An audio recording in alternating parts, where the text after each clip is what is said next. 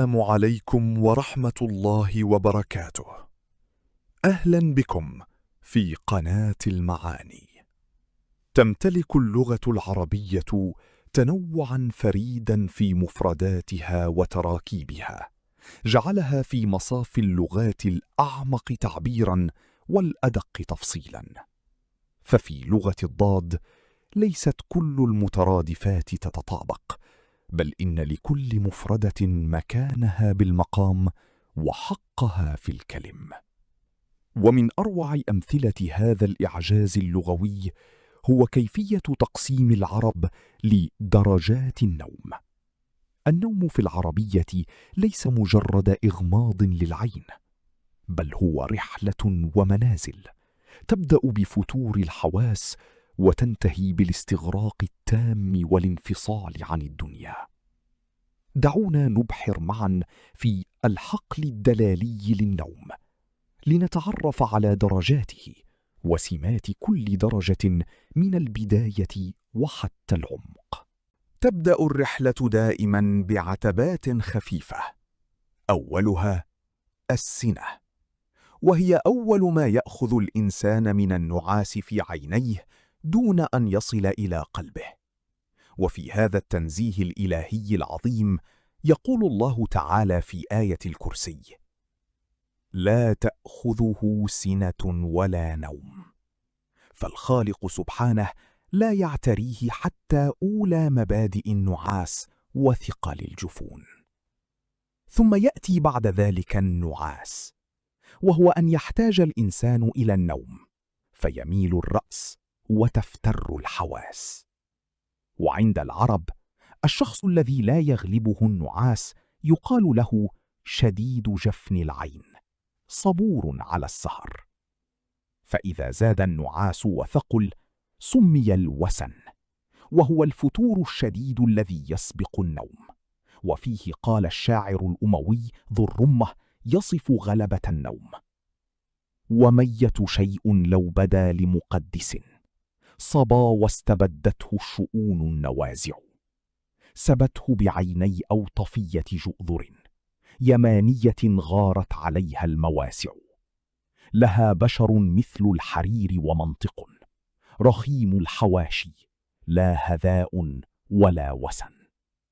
ثم يتطور الأمر إلى الترنيق، ويقول اللغويون رنقت عينه، أي خالطها النعاس وانكسر طرفها من شدة التعب أو الجوع.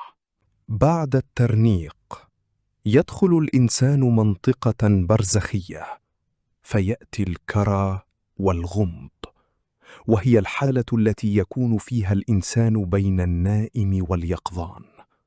وقد تأنق الشعراء في وصف الكرى كقول الشاعر: واسنان أقصدني بلحظ كحيله، إن الكرى لم يجن مثل جنونه.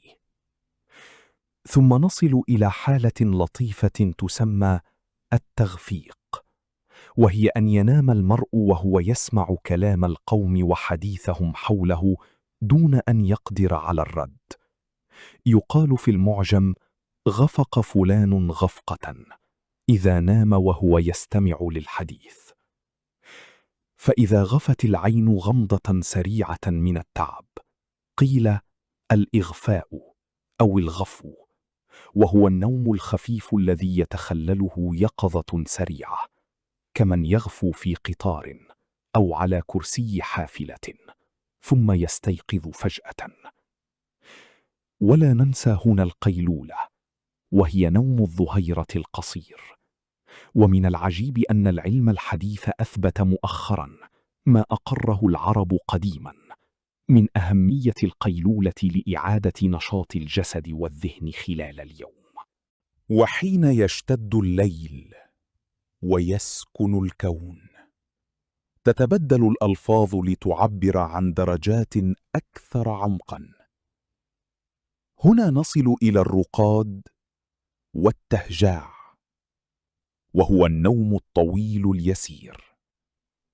ومنه قوله تعالى في سورة الكهف: وتحسبهم أيقاظا وهم رقود. فإذا كان النوم بالليل حصرا وتملك الجسد تماما فهو الهجوع والهجود. قال الله تعالى في وصف المتقين: كانوا قليلا من الليل ما يهجعون. وفي المعجم: الهجوع يحمل معنى السكون التام والخمول، تماما كالحيوانات في بياتها الشتوي، حيث تتوقف حركة الجسد البيولوجية وتسترخي بالكامل. أما النوم المريح العريق الذي يمثل راحة مطلقة للجسد فهو السبات، وهو مأخوذ من القطع، لأن الحركة تنقطع فيه. قال تعالى: وجعلنا نومكم سباتا. ونصل في نهاية المطاف إلى ذروة النوم وأثقله، وهو التسبيخ. ويقال في لغة العرب: سبخ النائم، أي استغرق في النوم استغراقا تاما وعميقا لا يوقظه منه شيء، كأنه غاب عن الدنيا بكليتها. حين يهبط الليل على المدينة تتسلل السنة إلى العيون كنسمة باردة تلمس الجفون، ثم يتبعها النعاس فيميل الرأس شيئا فشيئا، وتغدو الحروف على الورق كأنها تسبح في ضباب، وما يلبث أن يغشى المرء الوسن فيثقل الجسد ويستسلم للترنيق. تبدأ مرحلة الكرى، ثم غفوة وإغفاءة يتخللها صوت خافت، وحين يشتد سكون الليل يدخل القلب في الهجوع.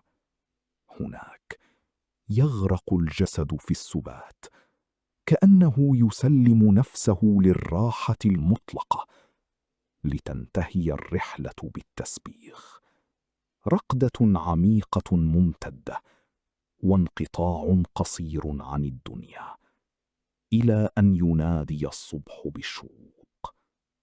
هذه هي لغتنا الشاعرة، لم تترك خلجة في النفس ولا حركة في الجسد، إلا ووضعت لها رسما وصاغت لها اسما.